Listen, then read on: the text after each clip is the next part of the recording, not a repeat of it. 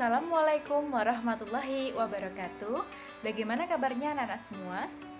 Alhamdulillah baik ya. Oke, sebelum kita mulai pelajaran pada hari ini, alangkah lebih baiknya kita berdoa terlebih dahulu agar apa yang kita pelajari pada hari ini bermanfaat dan mendapatkan barokah dari Allah Subhanahu wa taala. Baik, berdoa dimulai.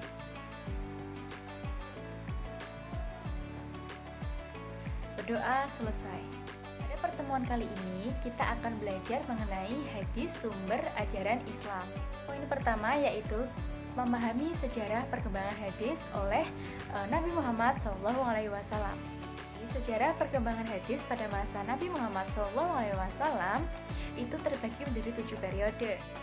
Cara sahabat Khulafaur Rasyidin menerima hadis berbeda dengan cara yang dialami generasi setelahnya.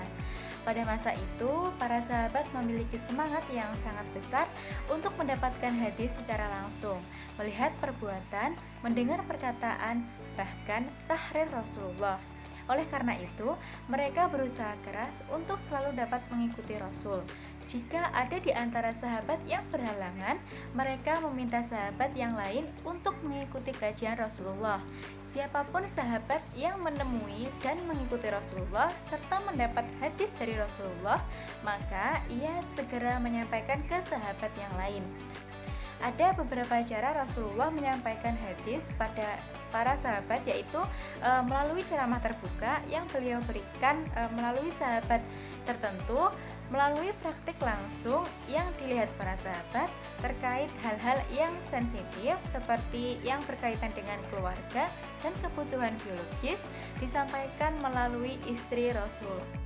Nas-nas yang melarang menulis hadis di satu pihak dan memerintahkan di pihak lain bukanlah hal yang patut dipertentangkan.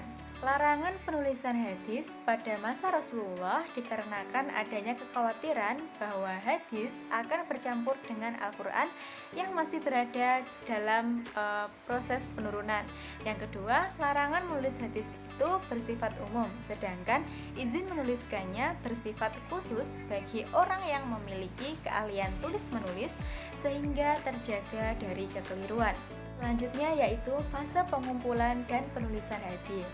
Fase pengumpulan hadis dibagi menjadi 4 periode. Yang pertama, berlangsung secara rentang hidup Nabi Muhammad SAW hingga sepanjang abad pertama Hijriah.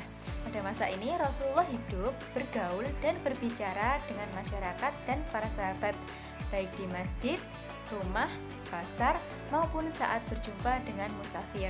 Apa yang disampaikan oleh Nabi senantiasa diperhatikan secara seksama oleh para sahabat yang menjadi periwayat hadis masih berupa hafalan. Beberapa penghafal hadis terkenal pada periode ini adalah Abu Hurairah, Abdullah bin Abbas, Aisyah As-Siddiq, dan lain-lain. Yang kedua, periode ini dimulai sekitar pertengahan abad kedua Hijriah. Selama periode ini, sejumlah besar tabi'in menghimpun karya mereka dalam bentuk buku.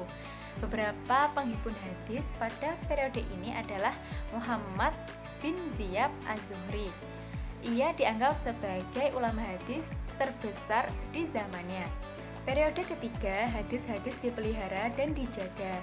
Hal itu diwujudkan para ulama dengan memformulasikan ilmu-ilmu yang berkaitan dengan hadis, yaitu lebih dari 100 ilmu, hingga menghasilkan ribuan buku mengenai hadis.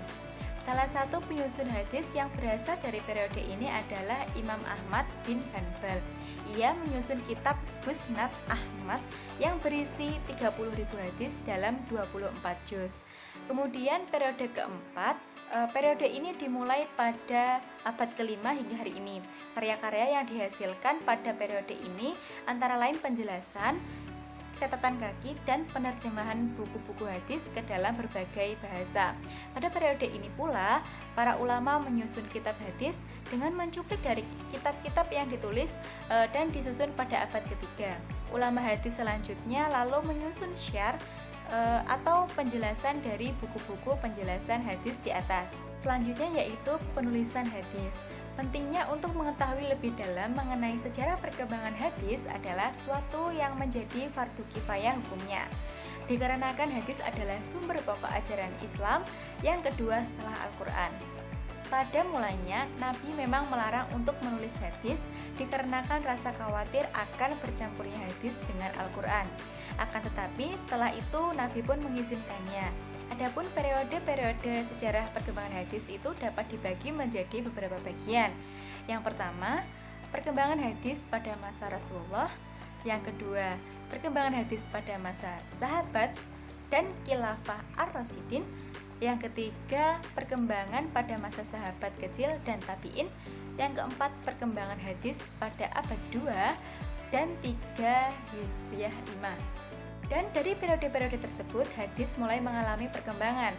Abad pertama, kedua, dan ketiga, hadis berturut-turut mengalami masa periwayatan, penulisan, dan penyaringan dari fatwa-fatwa para sahabat dan tabi'in. Maka pada periode selanjutnya perkembangan hadis mulai mengalami sasaran baru, yakni dihafal dan diselidiki sanadnya oleh para ulama. Mereka berlomba-lomba untuk menghafal sebanyak-banyaknya hadis, sehingga pada periode inilah muncul berbagai macam gelar keahlian dalam ilmu hadis seperti Al-Hakim, Al-Hafiz, dan sebagainya. Selanjutnya yaitu perilaku orang yang berpegang teguh pada hadis.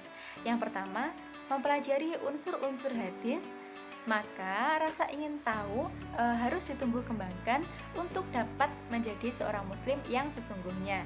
Yang kedua, mempelajari unsur-unsur hadis mendatangkan banyak manfaat. Oleh karena itu, sudah selayaknya kita sebagai seorang muslim mengetahui banyak hal tentang unsur-unsur hadis dan ilmunya dengan meningkatkan kegiatan gemar membaca baik saat di madrasah maupun di luar madrasah. Yang ketiga, mempelajari unsur-unsur hadis yang masih ada meskipun mereka sudah meninggalkan dunia ini berabad-abad yang lalu. Hal ini tentunya dapat membangkitkan siswa untuk menghargai karya-karya mereka dan selanjutnya terdorong untuk menghasilkan sesuatu yang berguna bagi orang lain. Terima kasih, mungkin itu yang dapat Ibu sampaikan pada hari ini. Kurang lebihnya Ibu mohon maaf. Kita akhiri. Wassalamualaikum warahmatullahi wabarakatuh.